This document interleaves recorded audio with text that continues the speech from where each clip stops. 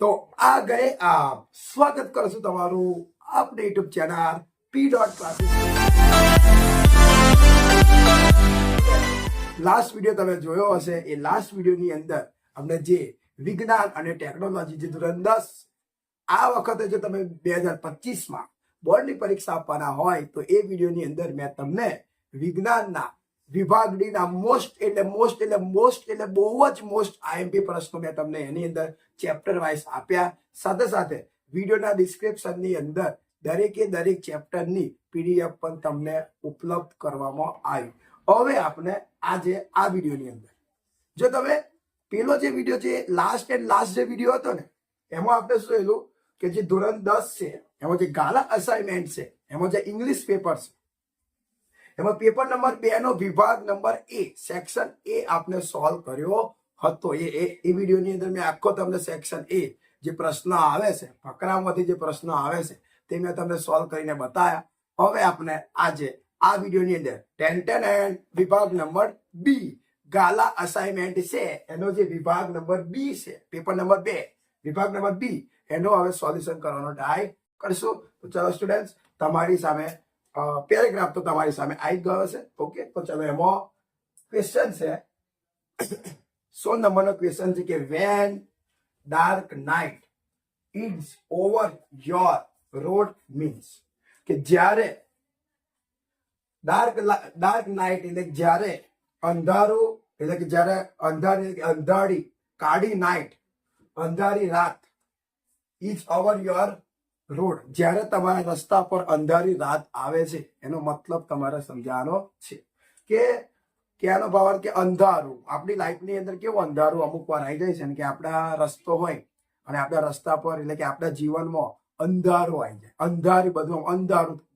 એનો મતલબ શું આપણી લાઈફમાં અંધારું ક્યારે કે જ્યારે આપણને કોઈ દુઃખ પડતું હોય, દુઃખી થઈ ગયા હોય ત્યારે આપણે આપણી લાઈફમાં અંધારું બધે આવી જાય, ખુશી ના આવી જાય, ખુશીના કિરણો ના આવતા હોય પણ અંધારું થઈ જાય. તો ડાર્ક નાઇટ એટલે કે અંધારી રાત ક્યારે આવશે કે જ્યારે આપણે દુઃખી થશું ત્યારે. તો જો સ્ટુડન્ટ આનો જવાબ તમારે લખવો છે તો પેરેગ્રાફની અંદર તમને આપેલો જ હશે. તેમ છતાં હું તમને કહું કે જ્યારે પણ તમે પેરેગ્રાફમાંથી સોલ્વ કરતા હોય ને ત્યારે અમુક વાર પ્રશ્નોમાંથી તમારે અમુક વસ્તુ લખી દેવી પડે, પછી તમારે પેરેગ્રાફમાંથી લખવાનું હોય છે. એમ આ તો એક કવિતા છે, પોએમ છે, સ્ટાન્જા છે, તો એના આધારે તો આપણે આનો જવાબ લખશું. તો જો આનો જવાબ કેવી રીતે થશે તો જવાબ એવો થશે કે પહેલા તો પ્રશ્નમાં તમારે આખું લખવાનું જ છે. તો જવાબમાં તમારું થશે પહેલા તો તમે લખી જ દો કે van dark night is over your rods. તો આટલું લખી દો અને પછી લખી દો મીન્સ. હવે તમે જે આટલું લખ્યા બાદ તમારે ખાલી એટલું જ લખવાનું છે કે when you are in trouble. આમાં શું લખવાનું છે? ટ્રબલ એટલે દુઃખી. કે આપણી લાઈફમાં અંધારું ક્યારે આવે છે? ક્યારે અંધારું આવે છે કે જ્યારે ક્યારે આવે છે કે જ્યારે તમે દુઃખી હોય ને, દુઃખમાં હોય ને, જ્યારે આપણે દુઃખમાં હોય ને ત્યારે આપણી લાઈફમાં અંધારું આવે છે. તો જો એકદમ સિમ્પલ જવાબ થઈ ગયો હે કે તમારે આખું વાક્ય કોપી જ મારવાનું છે. Van dark night is over your road means when you are in trouble. જ્યારે તમે દુઃખમાં હોય ત્યારે આપણી લાઈફમાં અંધારું આવે છે. તો આ તમારો ફર્સ્ટ ક્વેશ્ચન થઈ ગયો ને 16 નંબરનો. હવે 17 નંબરનો જુઓ. What will happen when the child parents are the no more. મતલબ શું કહે છે કે જ્યારે માતા પિતા આ દુનિયા પર રહેતા નથી ત્યારે બાળકો શું કરે છે? બાળકો શું કરે જ્યારે માતા પિતા હોય એ માતા પિતા જ્યારે આ દુનિયામાં એમની સાથે ન રહે ત્યારે બાળકો શું કરે? તો જુઓ જવાબ સિમ્પલ છે. જવાબની શરૂઆત કરતા પહેલા થોડુંક પ્રશ્નમય તમારે લખવું પડશે. તો અહીંથી શરૂઆત કરવી પડશે. તો આપણે લખશું જોજો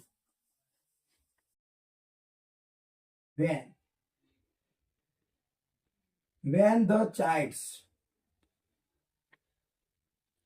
parents જ્યારે બાળકોના માતા પિતા આર નો મોર, જ્યારે આ દુનિયામાં રહેતા નથી, નો મોર થઈ જાય છે, આર નો મોર. હવે તમે પેરેગ્રાફની અંદર જુઓ તો જે કવિતા છે એ કવિતાની અંદર જુઓ તો એની અંદર તમારે જે લાસ્ટ છે ને પેરેગ્રાફ, લાસ્ટ લીટી, એમાં જુઓ તો લખ્યું છે કે and when my voice is silent. Silent એટલે એકદમ બંધ, કે જ્યારે માતા પિતાનો અવાજ એકદમ સાયલેન્ટ થઈ જાય છે ત્યારે, ઇન ડેથ, ડેથ એટલે મરી જવું, જ્યારે મરી જાય છે ત્યારે લખ્યું છે કે my song will speak in your living heart. તો એ આપનો જવાબ થશે. તો સ્ટુડન્ટ આટલું લખ્યા બાદ અલ્પવિરામ કરો.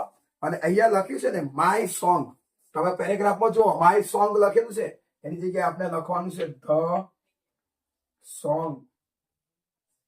The song will speak. શું લખશું? ધ સોંગ વિલ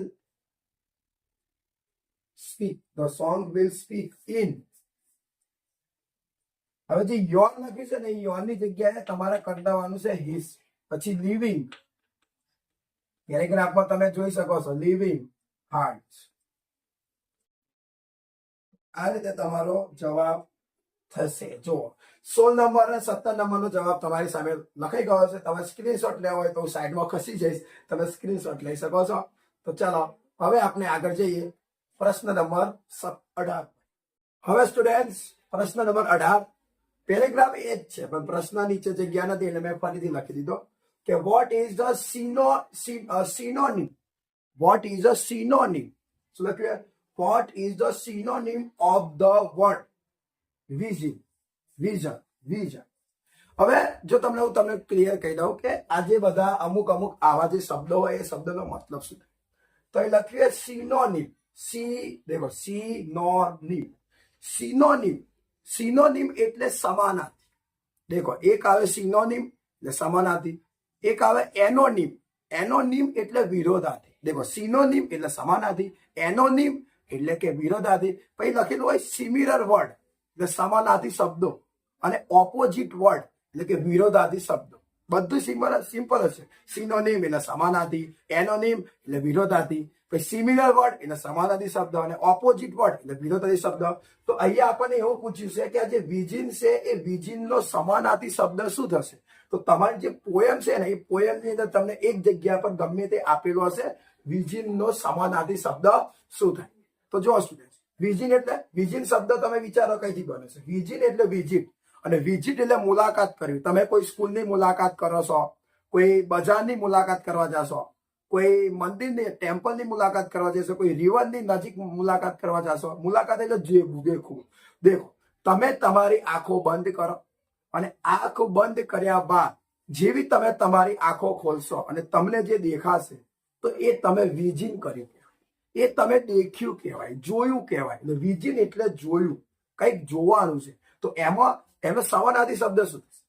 તો તમે પોએમની અંદર જુઓ તો તમને આપેલું હશે, દેખો સાઇટ લખેલું જ છે કે your site into the heart of things. તો આનો જવાબ આવવાનો છે ફક્ત સાઇટ. તો જવાબ લખું છું, જવાબ આવી ગયો.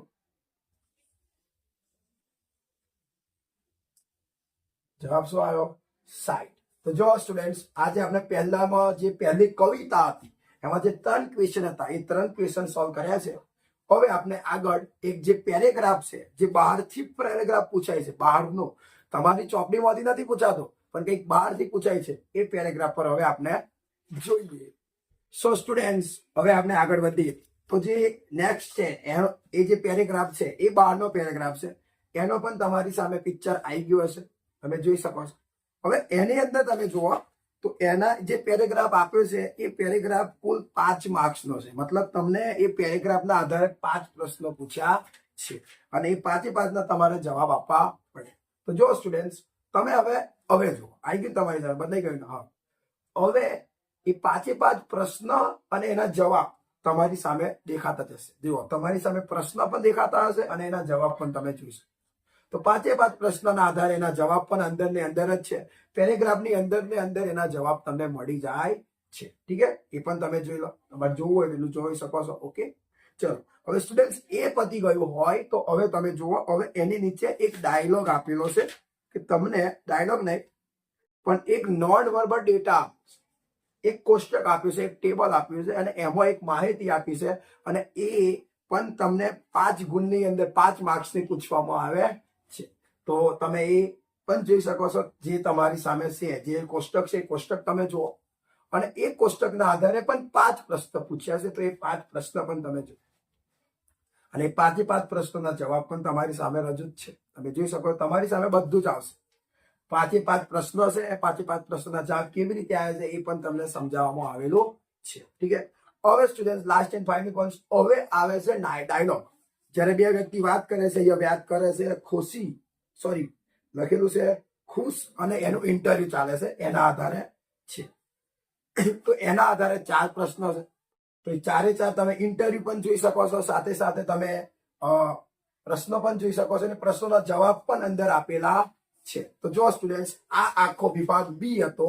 વિભાગ બી નું સોલ્યુશન એકદમ સરળ હતું. વિભાગ એ માં ફકરા વધારે હોય છે, વિભાગ બી માં ઓછા હોય છે. બસ એક કવિતા હોય છે, એક બહારનો ફકરો હોય છે, એક નોન વર્બલ ડેટા હોય છે અને એક ડાયલોગ સ્વરૂપે હોય છે. તમને એના આધારે પ્રશ્ન પૂછવામાં આવે છે. જો તમે મહેનત કરો તો વિભાગ બી એકદમ સરળ છે, એમાંથી તમને 100% ફાયદો થાય છે. ઓકે, જો તમને આ વિડીયો ગમ્યો હોય તો પ્લીઝ તમે વિડીયોને લાઈક કરજો, શેર કરજો અને ચેનલ સબસ્ક્રાઇબ ના કરી તો પ્લીઝ અત્યારે જ ચેનલને સબસ્ક્રાઇબ કરજો. હવે આપનો જે આવતો વિડીયો હશે એ ડાયરેક્ટ વિભાગ નંબર C પર હશે. ત્યાં સુધી તમે આની પ્રેક્ટિસ કરતા રહો અને એ વિડીયો જેટલો બને એટલો વહેલો તમારા માટે લાવીશ ઝડપ. ત્યાં સુધી પોતાનું ધ્યાન રાખજો.